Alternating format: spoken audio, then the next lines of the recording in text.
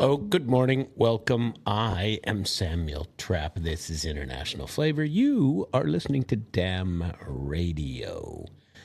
And damn glad to have you. Damn glad you are indeed listening. Tell you what, we've got some, I really would like to find out where these girls are. I listen to them all, fairly regularly. But I don't know where they're from. It seems to me that they are, it's a musical group of girls that, 30s maybe, singing in the derevnya, in the villages, in the outskirts of either Russia or Ukraine. And they're called Belaya Zlata. And, basically white gold. Let's see. Let's find out where they are from, though.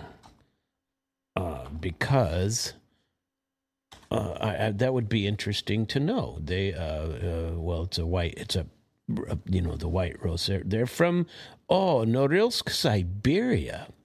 Wow. Well, they're always singing songs from the villages. I mean, they're really good. And now, of course, it's all in Russian, but I always wondered, because they dress in these folksy sorts of outfits, and we might play a song or two from theirs today, just because I listen to them, rather frequently. And they have some good stuff, and I like listening to that stuff anyway. Let's see. We're going to get into some news today. It's been King Charles, he's been here, and we've got U.S. senators talking about superpower status depending on Ukrainian aid. Now, this is entertaining, okay? And of course, leave it to the genius that is Mitch McConnell. Oh, my God. This is the guy that wrote the book talking about how he got into politics, selling pizzas to his, buying votes, basically, in Republican Mitch McConnell blasting Donald Trump, claiming he has continued Joe Biden's strategy of failing to meet Kiev's needs. Now, what the hell does McConnell know about Russia or Ukraine, for that matter? I mean, he's never said anything reasonable about this. They don't even have any current pictures of this guy. Where is he these days? The U.S. must expand its support for Ukraine, says he, if it wants to preserve its status as a global superpower. I get it. So we lose our superpower status if we don't give money to a BS war, to a BS leader of, frankly, now a BS country that, they're so corrupt. And if there's anything positive, somebody call and argue with me. I'd love to hear the opposing sides of this. Without claiming, by the way, you can't claim the BS that we all know is now BS. You can't claim Putin wants to take over the world. Okay, he's like the brain, and Donald Trump is Pinky. And what are we gonna do today, brain? Well, what do we do every day, Pinky? We're gonna take over the world. Well, Mitch McConnell, would be a much better Pinky than the old Trumpster, actually, because it implies idiocy. And if you believe that you can't be a superpower without giving money to Ukraine, you got troubles. So the veteran lawmaker and former Senate Majority Leader, glad he's not anymore, criticized military officials in the administration of the old Trumpster for carrying out the policy of shifting the burden of Ukraine assistance onto European NATO allies. In an op-ed published by the Washington Post yesterday. This is great. Americans, according to him, can't learn from a war if they can't properly observe it. What the hell does that mean? I mean, seriously, we got to go watch it now? We got to be embedded with these guys and watch them lose? This is what we got to do? Nonsense. We can't learn from a war if we can't observe it, right? He's calling for more military trainers to be sent to Ukraine so they can witness the conflict up close. You go, McConnell. Why don't you hike your ass over there and go check it out? You want to send people over there for a losing cause. Let's do it. Why are we so hell-bent on losing causes in America? I don't get it. Why do we got to take on these war postures that we can't win? We can't win. You can't win in Ukraine against Russia. It's not happening, and we're not committing. It's not going to happen. Americans don't want to die for Ukrainians. It's no longer, Mr. McConnell, about democracy. That fib has been gone long ago. Okay. And certainly with yesterday's approval of another 90 days of martial law till August 2nd in Ukraine, we are far from over with this war. $90 billion and another ask for 19 more from the old Zilioni goblin. This stress is different. Green Goblin, it would be Zilioni Goblin, and so it's good stuff. Maynard. He's calling for more military planners so they can witness the conflict up close and better understand the use of drones in modern warfare. If you don't get it by now, no trip to Ukraine's going to help you. Start putting your money in drones. Drones can hold off the Sixth Fleet. Drones can hold off the Gerald Ford. The who else is over there? I forget which one. George Bush is over there. The Abraham Lincoln, isn't it? There's 3 aircraft carriers, and they're being held off by what? Drones. Yeah.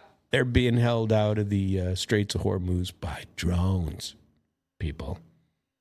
So let's go witness the conflict up close and better understand the use of drones in modern warfare.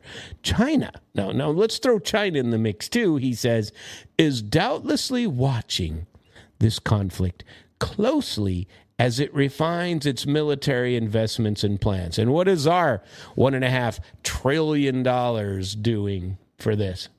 You know, what about us as we refine our own military investments? Did you get your chunk, Mr. McConnell? We're sure you did. If we're keen on remaining the world's preeminent superpower, we shouldn't let, get this, unelected defense officials determine U.S. leadership and obstruct deepening ties with Ukraine's innovative military and industrial base. You're picking the wrong side, you moron. This is nuts. McConnell singled out the Pentagon Undersecretary of War for Policy, Elbridge Colby, accusing him of withholding congressionally approved assistance for Ukraine and insisting that real Americans back continued support. Listen, I'm a real American, and I know that the vast majority of us are tired of these BS wars and these we do not. And we're real Americans. So are you a real American? Do you even know what a real American is any longer? Somehow I don't think so. Real Americans do not back continued support for Ukraine. They might have when they were foolishly wandering around in 2022 waving Ukrainian flags and knew nothing. But now the majority of the people know the scam that's been perpetrated not only on us, but on the rest of the world, that Vladimir Putin is not the bad guy. You know, you don't just get to go out and pick a bad guy, and that's it. McConnell, let's wait a second. Trump, who ran for a second term, pledging to scale back aid to Ukraine, repeatedly criticized Joe Biden for directing U.S. resources toward a conflict with Russia. McConnell argued that both approaches ultimately fail to give Ukraine what it needs. They just got $90 billion. What more do you need, for God's sake? You know, what was Russia's budget last year for what is, I forget the number, so I'm going to look it up. What is Russia's annual military budget? Okay, let's do this. Russia's military spending surged due to the Ukraine war, with the 2024 budget at 6 to 7% of its GDP, or $125 to $149 billion. 2025 expenditures were around $160 billion, 1/10 of what the United States spends. Of course, they spend it far more wisely. Did you hear that everybody's switching to South Korean arms? All the Europeans, they canceled a bunch of fighter jet things from the United States. Canada's canceling stuff. And also, they are running scenarios now with that. I believe what's going to happen is they're going to expand the EU to turn it into a military alliance as well. Because Russia doesn't object to Ukraine being part of the EU, but the EU, if they're starting to do all these analysis of whatever, and the defense pact of the EU is actually stronger than the one of NATO, and so what they're going to do is they're holding all these exercises now without America, without American support. And they're starting to hold all these. There's an EU summit that went on over the weekend with the old Green Goblin showing up with his hand out as usual. And wonder if old McConnell went to that. Give Ukraine what it needs. McConnell, who has represented Kentucky, get this, since 1985. This guy's represented Kentucky. I mean, my entire adult life. I joined the Army in 1985. And I was, holy shnikes. Yeah, that was a good 40 years ago. Isn't that nuts? Crazy sauce. He has built his reputation as a political operator and mostly fundraiser. He announced his intention to step down. Holy crap. In February 2024, following a string of public health episodes, and now he serves as on the chair of the Senate Rules Committee. Although he publicly endorsed Trump's re-election bid, reports have suggested that in private he is sharply critical of the old Trumpster and calls him a despicable human being unfit for office. Well, that's what I think you are and have been for years. That's what I think. And not that I'm a huge Trump supporter. I'm not a big detractor. Certainly on the international side, I am against them all. But, you can't call Trump a despicable human being without looking in the freaking mirror, dude. And according to a biography by journalist Michael Tackett, Russia maintains that any Western aid to Ukraine, all it does is prolong the conflict, but will not alter its outcome. Moscow says that Kiev has a vested interest in rejecting peace talks to keep getting the cash, to ensure the continued supply of funding so that corrupt officials all over the planet can benefit from it, embezzle from it, and do all kinds of stuff. Here, get this. Here's another exciting story from another lunacy. Julie Davis. Who's Julie Davis, you might say? She looks like she's about 12. So I don't know if that's a good thing or a bad thing, but she's U.S. envoy to Ukraine, right? She's going to leave her post in protest over dwindling aid to Kiev. Acting U.S. ambassador to Ukraine, Julie Davis is going to leave her post over disagreements with Donald Trump regarding his waning support for the country, says the Financial Times, and cites 3 people familiar with the matter.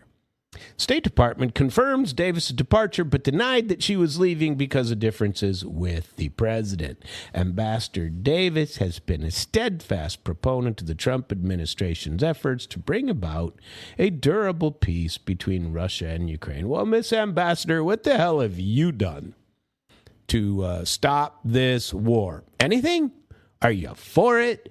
Probably so. Let's see. That was a statement by Tommy Pigott. In a statement he said on Tuesday, he said that Miss Davis will depart Kiev in June. Davis has served as chargé d'affaires in Ukraine since May 2025, following the resignation of her predecessor, former ambassador Bridget Brink, who accused Trump of appeasement toward Russia. Unfortunately, the policy since the beginning of the Trump administration has been to put pressure on the victim. The victim. Ukraine is nothing but a victim here, right? So bomb a bunch of Russians for 8 years in your own country, kill them all, refuse to allow them to speak their own language. In fact, the EU says they can't come in unless they protect minority rights, including those of ethnic Russians. Yeah, well, let's figure that going to happen in Ukraine, right? Rather than, we don't want to blame it on the victim, Ukraine, rather than on the aggressor, Russia. And Brink wrote this in her op-ed in the Detroit Free Press shortly after resigning. Everybody has to leave and then right there, tell all story, sell a book, make some money. Wonder if she has a book. Trump has angered many in Kiev and the EU by suggesting that Ukraine they will, there's no may about it, have to make concessions to Russia, including potentially, see, they always throw it in the possible, could potentially, maybe, ceding some territory. That's what Mertz said yesterday. Or was it Saturday? I don't remember. The story was yesterday. He also criticizes, does our Trump, Zelensky, the Green Goblin, who he once branded a dictator, which he is. And he's corrupt, which he is. Everybody in his team has been corrupt. He has to keep rotating through and finding somebody that can hide it a little better than the last one. The U.S. mediated several rounds of negotiations between Russia and Ukraine through 2025, but they did not result in any breakthroughs. Big surprise if you refuse to give up some territory. Trump also broke with the Western diplomatic boycott of Russia by hosting President Putin in Alaska in August of 2025. Isn't that crazy? Let's share about Mr. Mertz, who said the exact same thing as Ukraine might have to cede some territory. Now, he's really frightened over what's going on in his country, so we'll give him a little bit of pass here. You know, he's normally all hawk. He and Mitch McConnell and Lindsey Graham would fit in the same room together. You know, more war, please. And we got to have more war. We should get counseling. Let's all go get counseling, because there's no war going on that that we can. That American troops aren't on the ground in Ukraine. Well, they are, but secretly. But we haven't sent enough training. Training sergeants over there. I was a training NCO, and I suppose they could send me over there. I'll train them how to surrender, how to give up your territory. Let's end the war. How about that? People are dying who don't want to fight, who get little training, and they get thrown out onto the meat lines and slaughtered. That's it. Russia is having similar problems now. I was reading some articles that said that they're considering more mobilization efforts. And there were stories. One of the guys on was it Solovyov? I can't remember where I heard it, but I was watching the show, and they said that some of these contracts, and you see signs for them when you go to Russia. You see all kinds of signs for them, and they say, $8 million bonus to sign up. I assume you don't get it till the end. I don't know, but why would you want it until you'd prefer it at the end, I would say. And so if you could,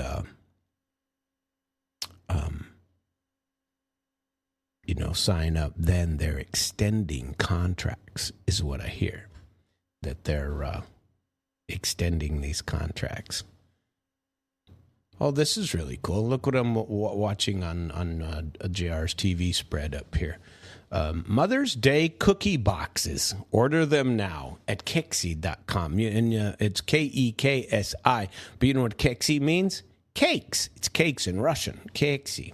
And if they're Russian made, they're going to be good, these cookie boxes, because they have some very good treats over there.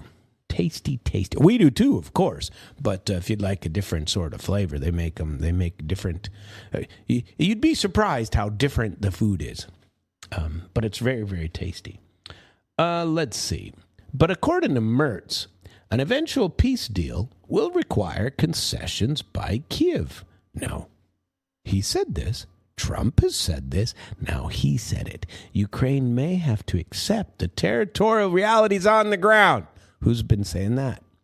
Peskov, Lavrov, Zakharova, Putin, who else? Medvedev. Pick a number of them. Trump. Any reasonable person has been saying it for years because they know the realities on the ground.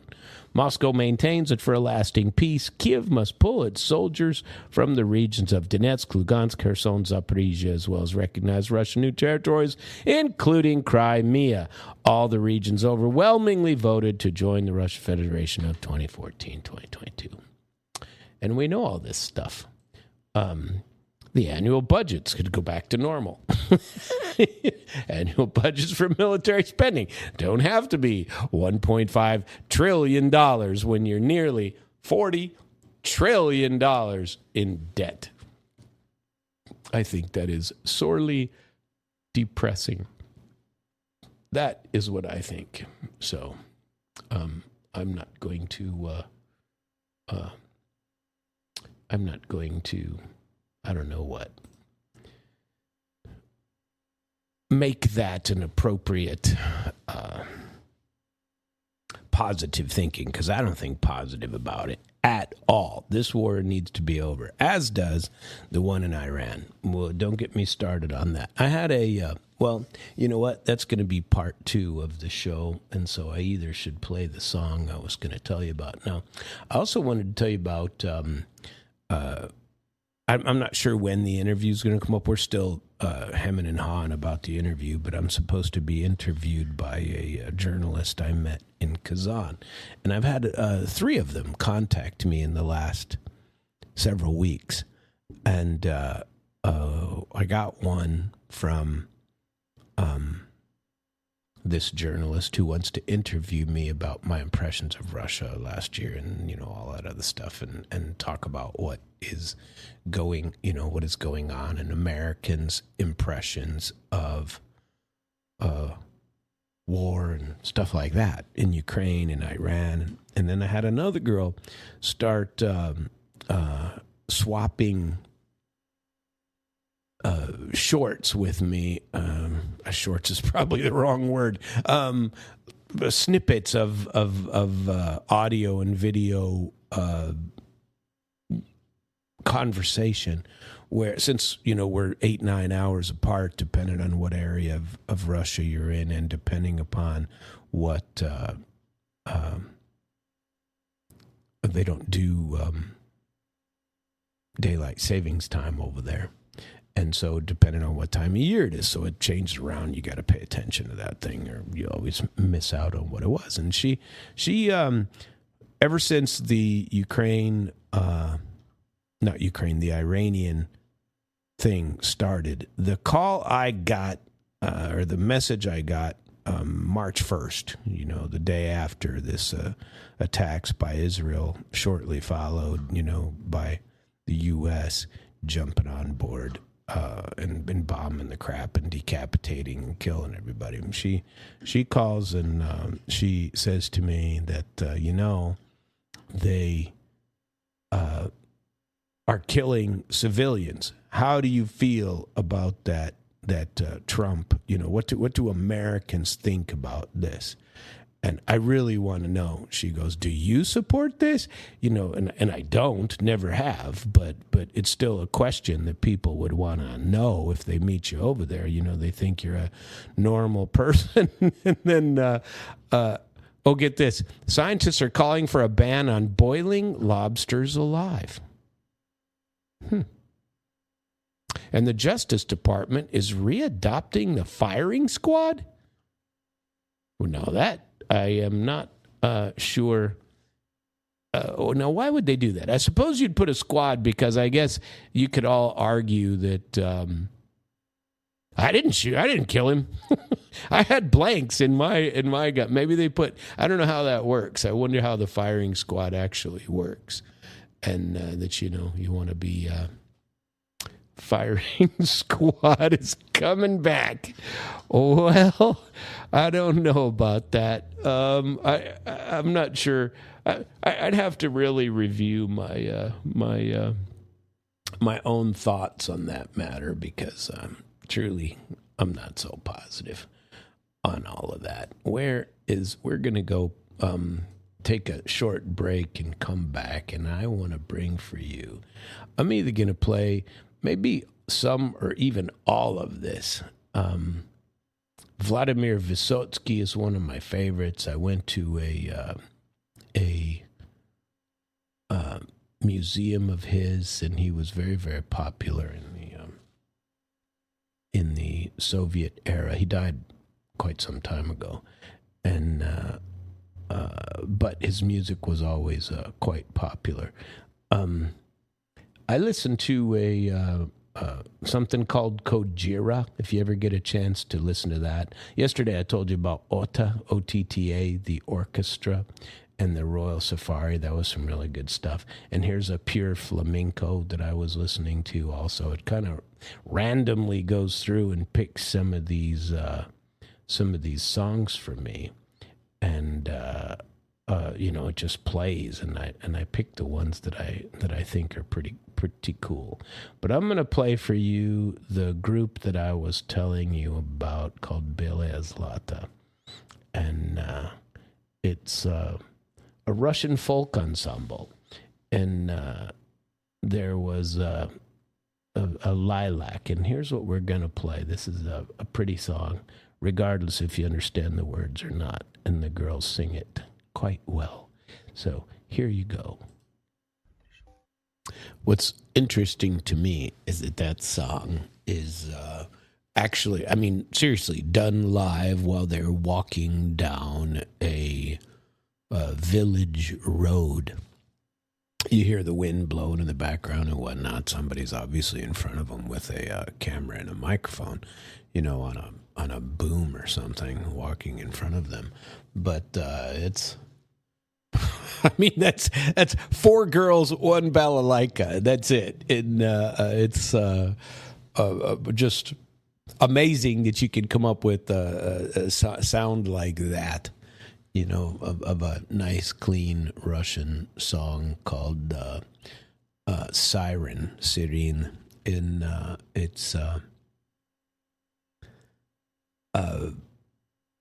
Belaya Zlata, which means basically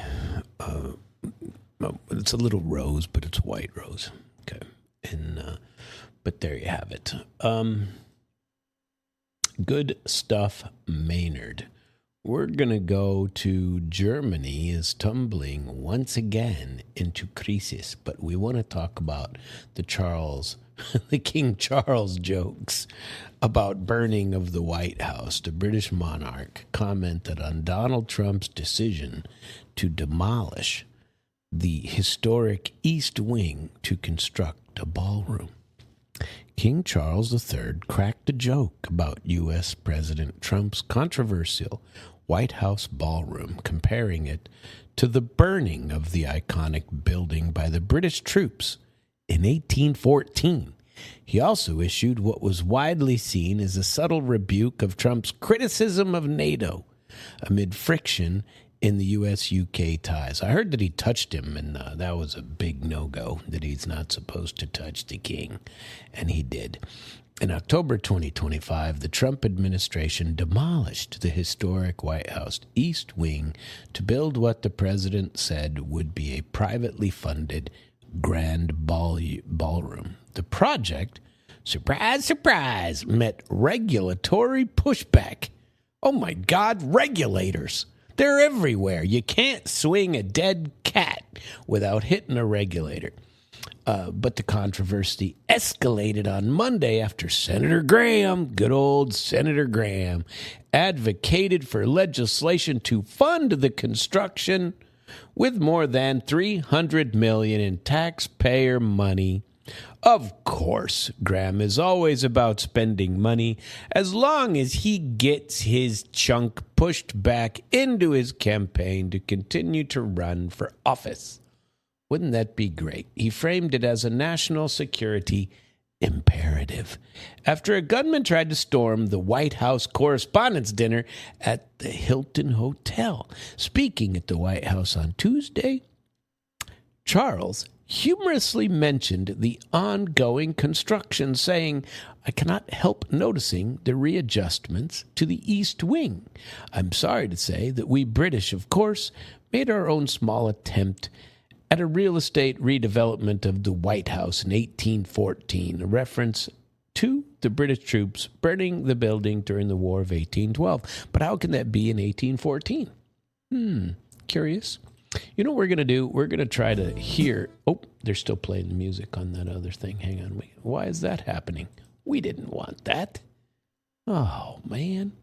Where is the old king? Let's talk about the king here for just a second. Let's see if his show will come up. Ready? And if I may say so, it is a particular pleasure to be back in this wonderful building, the heart of your democracy.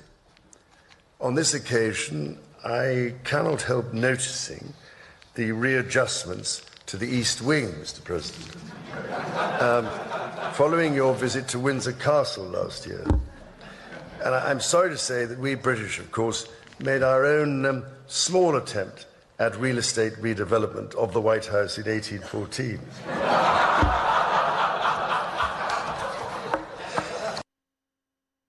Well, that was entertaining, wasn't it? His actual words. We heard him. Boy, those British always coming over to bomb us, right? Or to beat us up.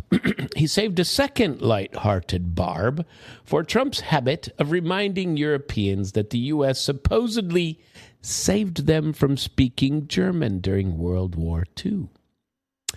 Dare I say that if it wasn't for us, you'd be speaking French, Charles added, in a nod to Britain's defeat of France in the 7 Years' War, which paved the way for British control over North America. During his visit, King Charles took the opportunity to take a subtle swipe at the old Trumpster over his criticism of NATO, which escalated after the bloc refused to support the U.S. in its war in Iran. Charles recalled that the only time NATO invoked a mutual defense clause was in the immediate aftermath of September 11, 2001. Despite the cordiality and jokes being taken as intended, the White House posted a video of Trump and Charles captioned, "Two Kings, which comes amid a standoff in historically close U.S.-UK ties. Trump has branded UK Prime Minister Keir Starmer a coward and called him no Churchill after Starmer said the Iran conflict is not our war. It isn't. I don't know how you could be any clearer about that. It's not. It's America's and Israel's, mostly Israel's. It's not ours either. It shouldn't be. But here we are. In addition, Washington threatens a big tariff on British goods unless London scraps its digital services tax on U.S. technology companies. Isn't that depressing? Isn't that depressing? Recent fragile stabilization of the EU's largest economy, Germany, is being erased in the Iran war. Get this. This is troubling for Germany, for sure, but for the rest of the world also.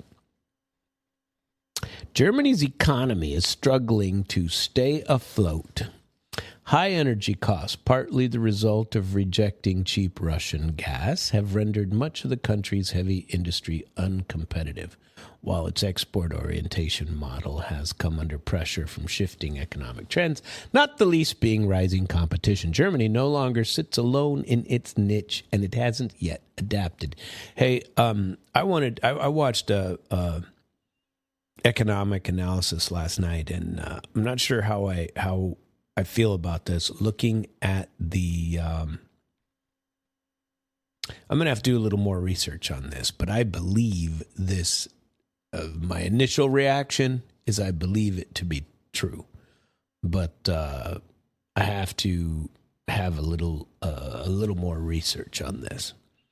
But I told you yesterday the economic aftermath of Iran and all that other stuff, and the effects of, it's been 8 weeks now, and the last of the shipments of oil that went through the Straits of Hormuz are arriving in foreign ports now, okay? And there's allegedly a bunch of ports going to open up in America, that more and more are coming to America. That's really not the case. They're headed north because that isn't sweet crude. That is the sour type of crude that comes from the Middle East, and it's different. And the place that you get that, one of your alternative places to that, you know what? I should see if I can find that article for you, because I might just play it for you. No, it was like 40. It was like 30 minutes. But the basics of it was the following. And it was, I watched it last night after because I had heard a little bit of discussion about, look, and a lot of people are talking about it, how the 8 weeks is ending, and now the fuel has ended, the free fuel that's coming up. Now it's fuel that has come through, and the Chinese, or somebody paid 2 million yuan to, or $2 million worth of yuan to Iran for a shipload, and that's off to Far East, right? Off to, Asia, going over there, okay? And now there aren't any more coming out of the Middle East. The Middle East, the UAE yesterday left OPEC, left OPEC, and they say they're going to take a land route and maybe build a pipeline to ship to a port south of the Straits of Hormuz. And they are going to leave NATO because they don't want to have, OPEC. They don't want to leave OPEC, or they're going to leave OPEC so they can produce as much as they like of oil. And they're going to need to change it around. So this is having a large effect on other things. Also, the crude that comes out of the Middle East is not the same as the crude that comes out of the U.S. or out of Venezuela. It's not the same, and the refineries are built to match the source, right? And where do you think the matching source comes from? Canada. So Canada has a matching source, and they are developing a port to take everything west, and their imports have gone up astronomically, or exports, I mean, to China especially. They're headed west, and they're creating they have a mountain pipeline that goes up and all the way to the west coast, and then they're starting to ship things out of there, and they're going to develop their northern ports, and so they're going to try to get alternatives, and this has really. And they're not shipping it out of eastern ports. That's not happening. And they're not. They're going to end up taking it in yuan before too long, just like everybody else, and taking their money in yuan and transferring it over. This is what's going to happen. Might take a little while, but it's going to happen. And so Canada is going this way. The effect on the oil markets are going to be astronomical. And one of the key facts that I heard yesterday was that I need to verify for sure and to make sure that it is there. But one of the facts that was put out on that program and on one other one was that Donald Trump, what he has been saying, that and he keeps saying it this way, and this is the way I always hear it too, we are a net energy exporter. We're a net energy exporter. The oil isn't going to hurt us any. We have our own. Well, according to several economists, several other sources, that just isn't true. We are a net energy exporter, but we are not even remotely a net oil exporter. Natural gas? Hell yeah. But we don't put natural gas in our cars. They exist. You know, those type of cars over here, they do exist, natural gas cars. But we don't have very many of them, and that's not how our cars are run. So Trump saying that we are a net energy exporter is true. That's true, but it includes all forms of energy and not only oil. So that, I think, we need to have a look at it. And I was thinking about doing it for tomorrow's show, last one of the week, and then Civic Outlaws on Friday, and I didn't have time to dig into it last night. I'm working on a couple of projects that are of a little more importance to me. But what is happening in all these markets that do not have the ability to create their own energy, they're really in bad shape. I mean, and Germany is one of them. And so after consecutive years of negative growth in 2023 and 24, Germany was able to show a marginal gain in 2025. And this tentative emergence from the doldrums was a massive increase in government spending aimed at infrastructure and defense. But German exports declined for the third straight year in 2025, a sign that structural weakness certainly not gone away. But whatever fragile recovery may have taken root, whether it was governmental or otherwise, it's been wiped out by the war in Iran and subsequent economic mayhem that has produced worldwide. A number of indicators in Germany are flashing at a multi-year low. GfK consumer sentiment. German consumers are suddenly much less positive about where things are headed these days. The consumer climate index fell to minus 33.3 in May, the lowest level in 2 years. the drop from April is the steepest monthly decline since 2022, driven by rising energy prices and massive geopolitical uncertainty.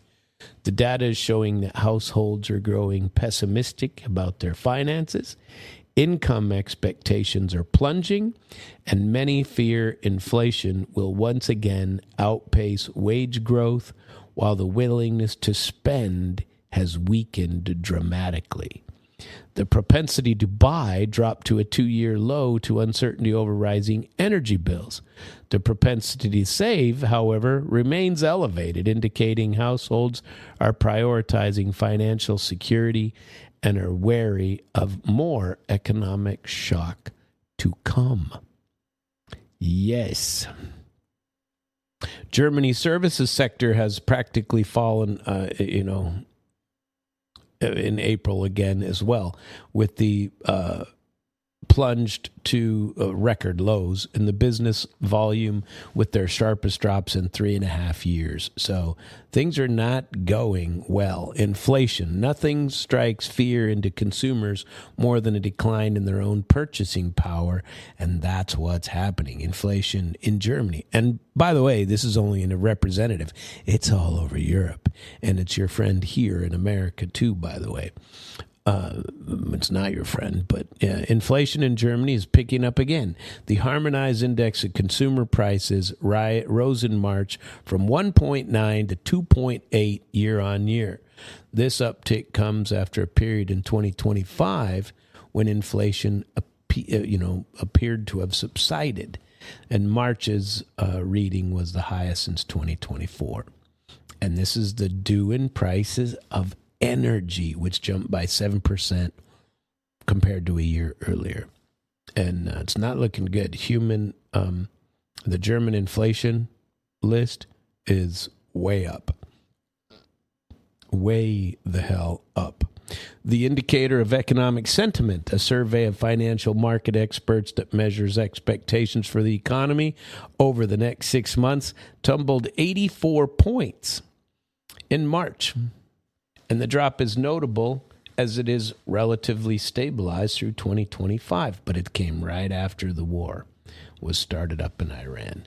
Germany has never really recovered from the shock of 2022, which was overlaid on top of an erosion in the country's economic competitiveness. I told you about 3-4 months ago, the largest Volkswagen plant shutting down, and the tentative federal budget spending increasing by 6.5% from the previous year helped them stay out of it a little bit. Looks like the U.S. Supreme Court reinstated the Republican map in Texas. Now that's news. I'm gonna read on that. I did an analysis last Friday on Civic Outlaws of the flock cameras, and I've been working on something quite a bit more of something that these video lottery terminals, and I'm going to talk some on that this week and go into another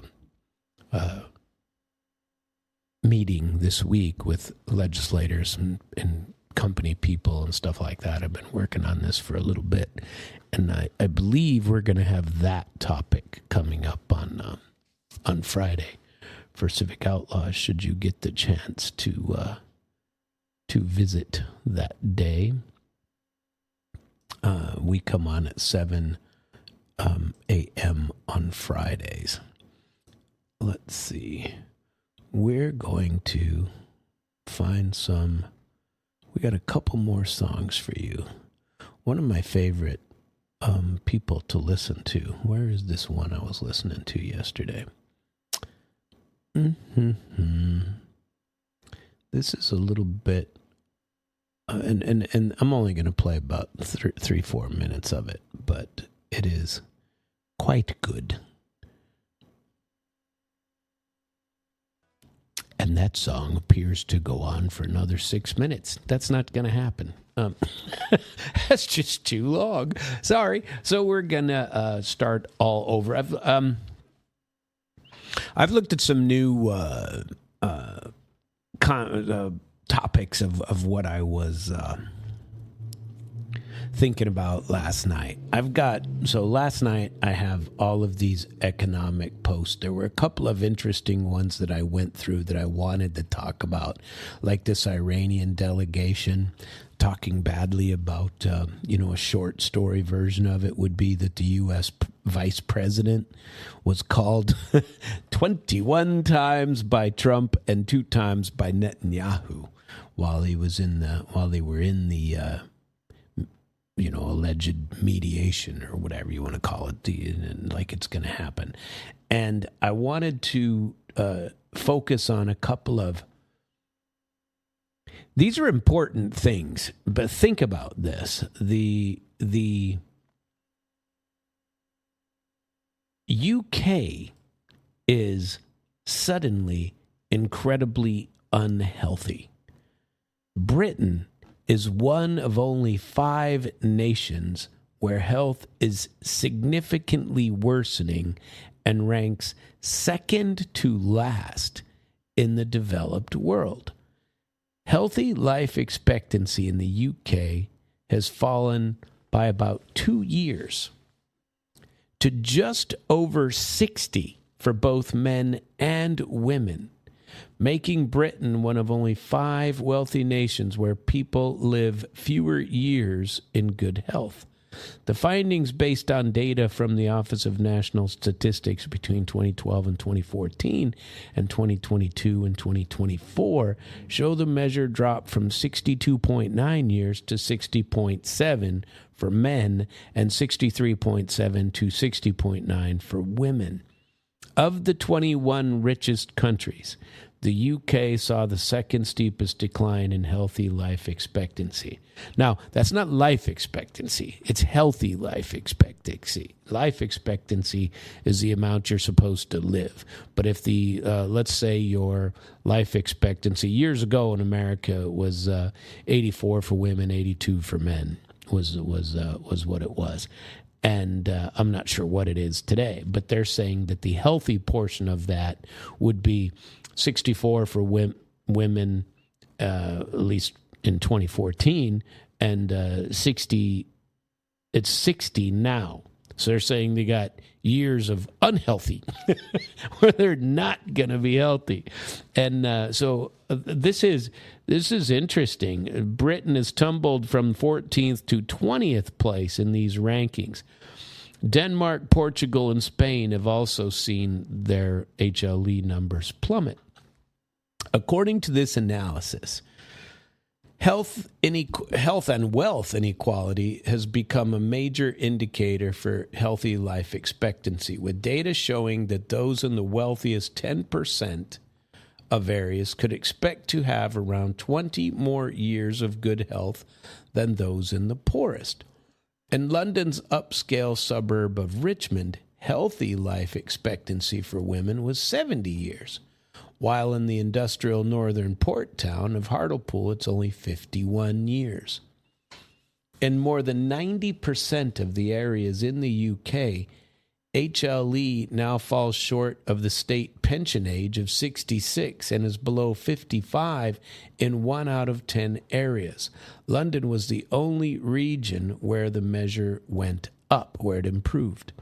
The Health Foundation has blamed the decline on a combination of poverty, poor housing, obesity, this one's crazy, the lingering effects of COVID-19, oh boy, and a surge in mental health illnesses among young people. Andrew Mooney, the think tank's principal analyst, says, and he warned of a significant economic cost, with poor health driving people out of the workforce and locking young people out of education, employment, and training. The Health Foundation has called the findings a watershed moment and urges policymakers to treat public health as an economic priority. Russia's health life expectancy was 63.4 in 2024, which is above Britain's, but not by much, according to Russian Health Minister Mikhail Murashko. And overall life expectancy is 74 years. The Kremlin has designated increasing life expectancy to 81 years by 2036 as a priority. I wonder what it is in the United States today. What? Because the numbers I gave you are 10 years old. The last time I looked was a long time ago. The life expectancy rate in the U.S. We're going to find out. Oh, it's down.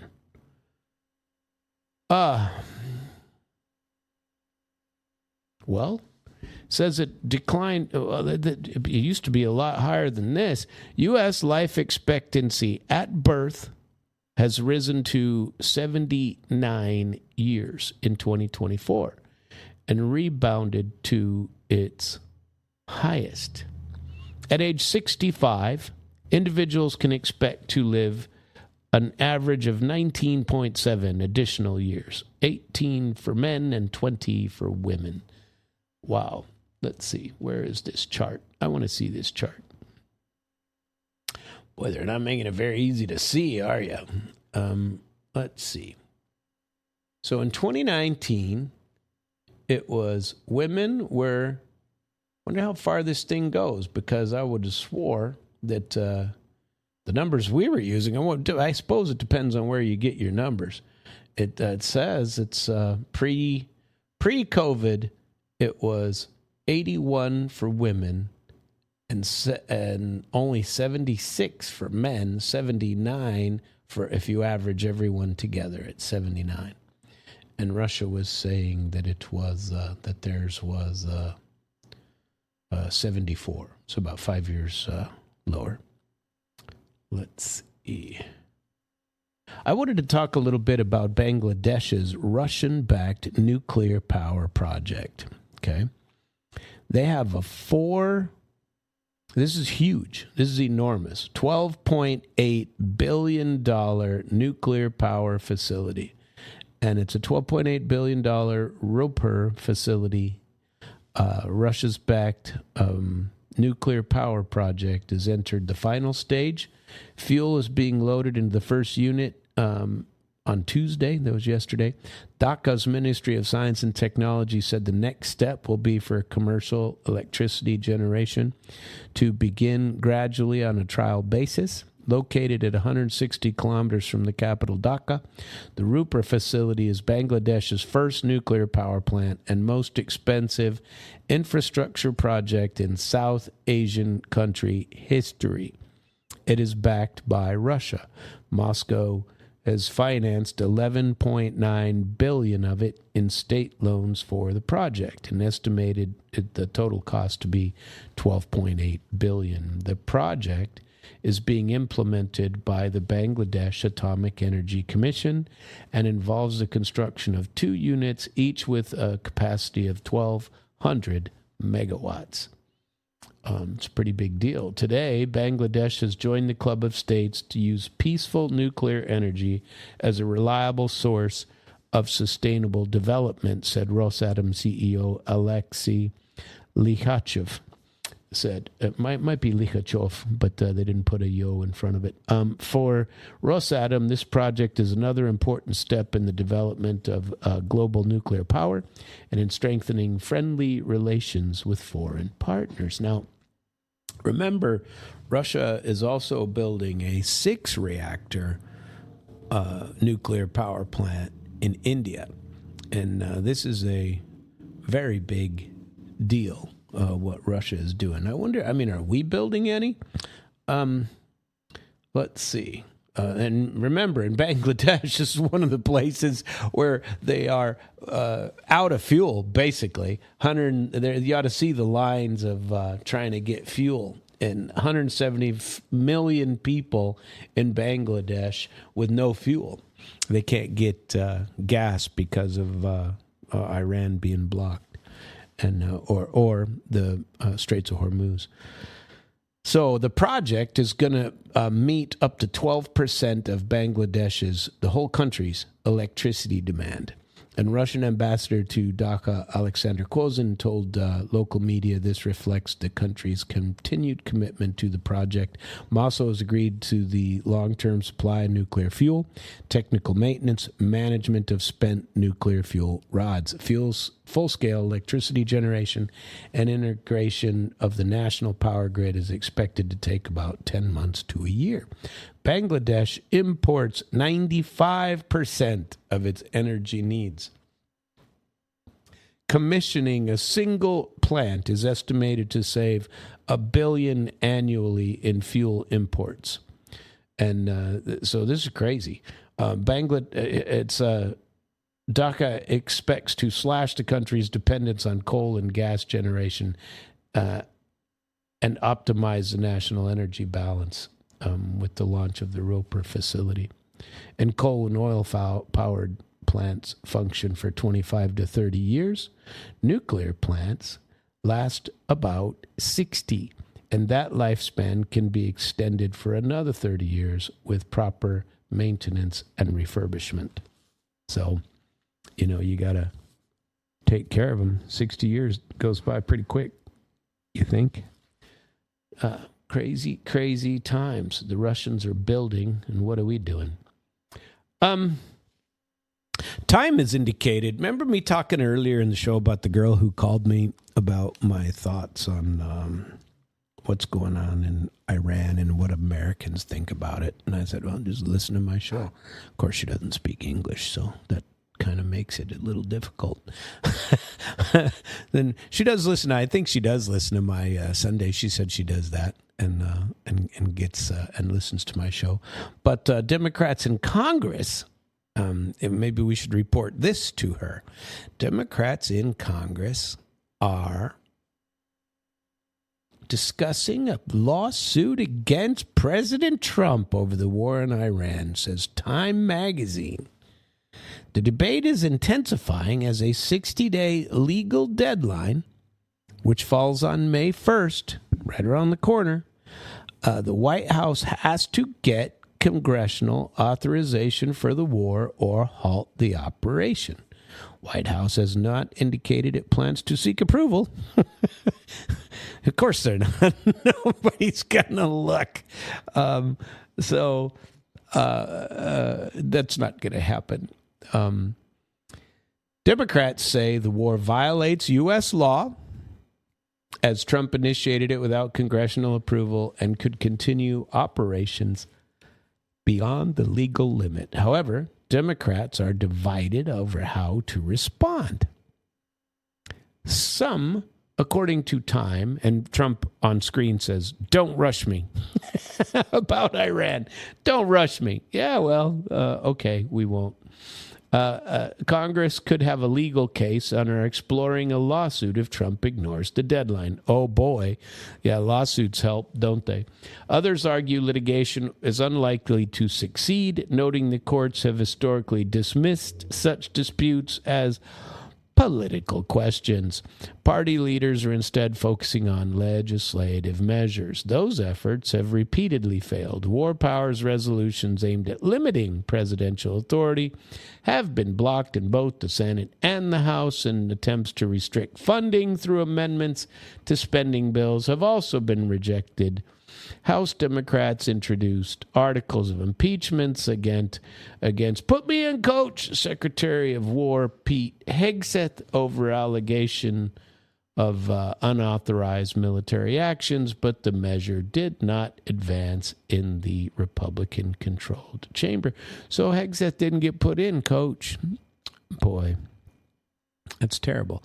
The conflict, meanwhile, remains unresolved despite a temporary ceasefire. U.S. has rejected Iran's latest proposal and canceled planned talks, while Tehran refuses to negotiate under the current conditions. A U.S. naval blockade of Iranian ports and Iranian restrictions on traffic through the Strait of Hormuz remain in place.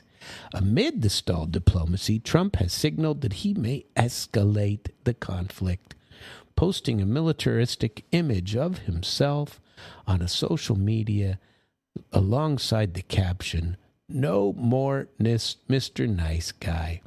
Iran cannot get their act together. They don't know how to sign a non-nuclear deal. They better get smart soon." Trump's approval rating is around 40% in recent polls, with the Iran war itself ranking among the least popular U.S. military actions in modern history. And roughly 6 in 10 Americans, including yours truly, saying it was the wrong decision. Now, there are some others on this show that, or not this show, this channel, that don't believe that. Wonder whatever happened with this. You know, did he's been arrested, you know, and he left the federal court building. Gannon Ken Van Dyke, the guy who profited off of Maduro, he bet $33,000 on Polymarket, where he won $400,000, and because that was a good bet. We're gonna have to figure out how to do that. You know, I looked into some of that. Where is this? I wonder if I can hear this whole story. No, I'm not going to play it. An anti-Semitic attack in London. Keir Starmer has described the attack as appalling. And 2 members of the Jewish community have been stabbed in an anti-Semitic attack in London, with the assailant now in custody. The incident happened in the Golders Green area, where arsonists set fire to 4 ambulances operated by a Jewish volunteer organization a little over a month ago. That's anti-Semitic. But we also have, where did this go? I wanted to get to Belgium's. So Israel has been accused. Israel violence against Palestinians is echoing the Holocaust, says an ex-Mossad chief. This is so Netanyahu's taken some attacks, friends and neighbors. Violence by Israeli settlers against Palestinians in the West Bank echoes attacks on Jews during the Holocaust and poses an existential threat to Israel, says former Mossad chief Tamir Pardo. Israeli settlers live in communities built in the West Bank, a territory Israel captured in 1967. Palestinians seek as part of a future state. Successive Israeli governments have backed or tolerated the settlements. Pardo spoke on local media on Monday while touring Palestinian villages that have come under settler attacks. "My mother was a Holocaust survivor, and what I saw reminded me of the events that happened against the Jews in the last century.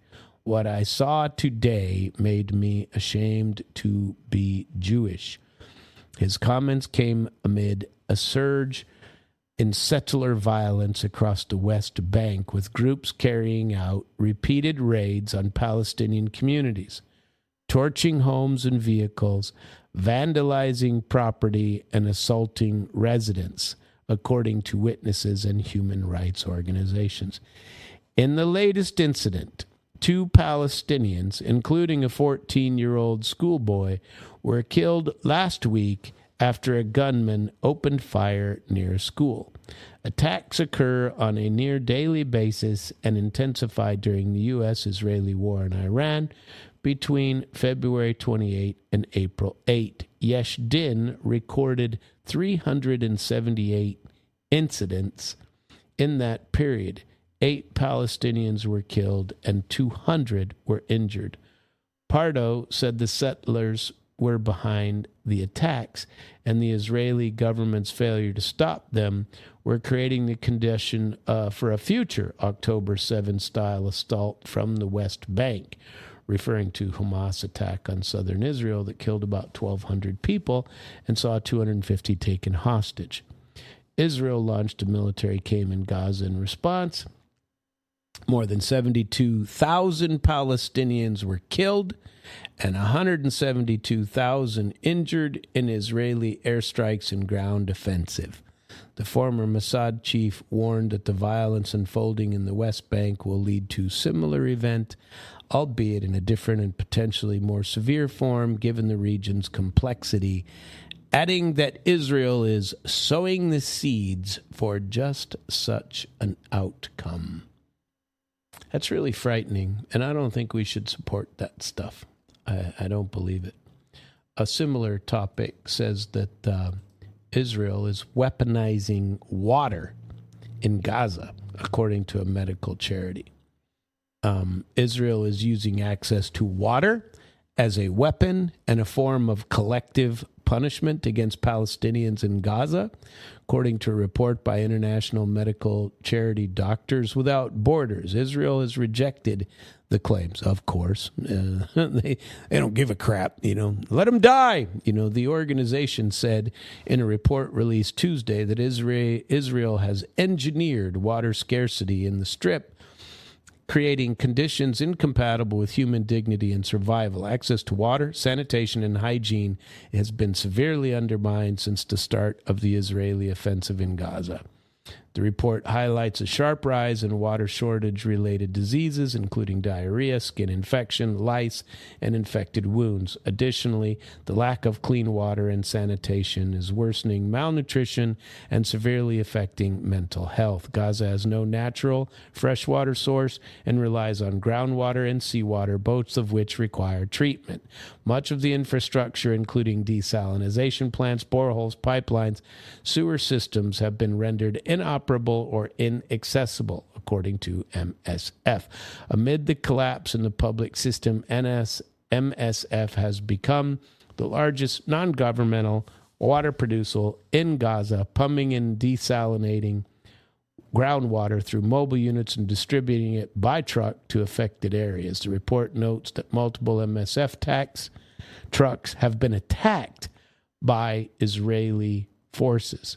The minimum humanitarian threshold is 15 liters of water per person per day, including 6 liters for drinking and 9 liters for domestic use. In Gaza, people are receiving this bare survival level at best, with many unable to access even the minimum safe amount of drinking water.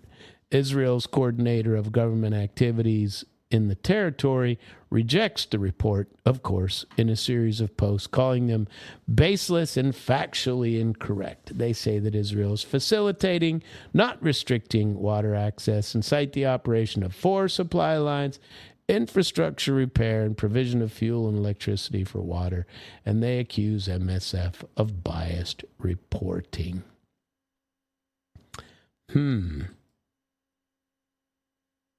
On the same or similar topic, Naftali Bennett and Yair Lapid combine their parties ahead of elections planned this year. Former Israeli PMs are uniting against Netanyahu, and they formed a unified party to get rid of Benjamin Netanyahu. So Bennett, 2026, and Yesh Atid into a single titled Together, led by Bennett, which they described as an effort to consolidate the opposition and improve the chances of the vote, which will be held no later than the end of October. Bennett told reporters that joining forces was the most Zionist and patriotic act we have ever done for the sake of our country. He said, adding that the era of division is over. We are standing here together for the sake of our children. The state of Israel must change direction. And widely seen as Netanyahu's most formidable political rival, that they have joined forces before, ending his 12-year tenure after the 2020 election by forming the short-lived government of change. That alliance included the Arab party Ram, led by Mansour Abbas, making it the first time party representing Israelis' Palestinian minority joined a government coalition. Netanyahu returned to power after winning the November 2022 election. New partnership will run as a unified list without formally merging parties, and both have said they would seek a form of government only with Zionist oppositions, excluding Arab factions. Bennett also said his government would advance a universal conscription law, halt funding for draft evasion, and introduce an 8-year term limit for prime minister. Well, that would be nice. Because Israel is trapped in its own security doctrine. You know, they can't get out of it. The promise of lasting security is certainly uncertain. We should form a portion of the rampart of Europe and Asia as an outpost of civilization as opposed to barbarism. The sanctuaries of Christendom would be safeguarded by assigning them to an extraterritorial status, such as is well known to the law of nations. Right? Palestine is our ever-memorable historic home. The very name of Palestine would attract our people with the force of a marvelous potency. Theodore Herzl wrote in 1896 in The Jewish State, and he imagined a place where Jews would finally be safe. We should form a guard of honor about these sanctuaries, answering the fulfillment of this duty with our existence. A Jewish state in Palestine would serve as a sanctuary and a frontier, protecting its people while embedding itself with a wider moral and political order. More than 7 decades after Israel's first prime minister, David Ben-Gurion, declared independence, that promise is unsettled. Israel exists, thrives, endures. It has built powerful institutions, an economy, and one of the most capable militaries in the world. It has, in many respects, achieved the core aim of political sovereignty. Jews are no longer dependent upon others for survival. Now, I disagree with that. I don't think that's correct. They are dependent on us, or we wouldn't always be dragged into their nonsense. I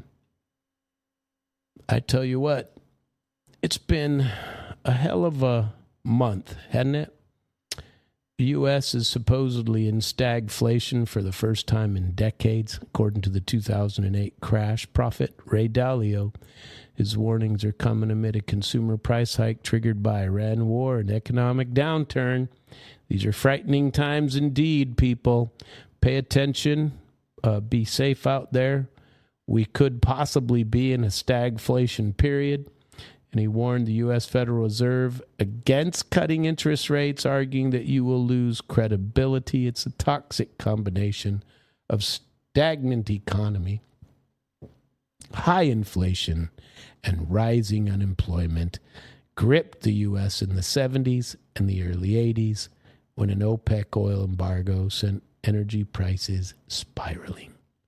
Took the U.S. Federal Reserve a series of brutal rate hikes, pushing borrowing costs above 20% to finally break the cycle at the cost of a severe downturn. Crazy stuff, friends and neighbors. Pay attention. This is Samuel Trapp. You've been listening to International Flavor. Coming up is the damn swag immediately following me, and it is Wednesday, the greatest day in radio. So please continue to listen to us.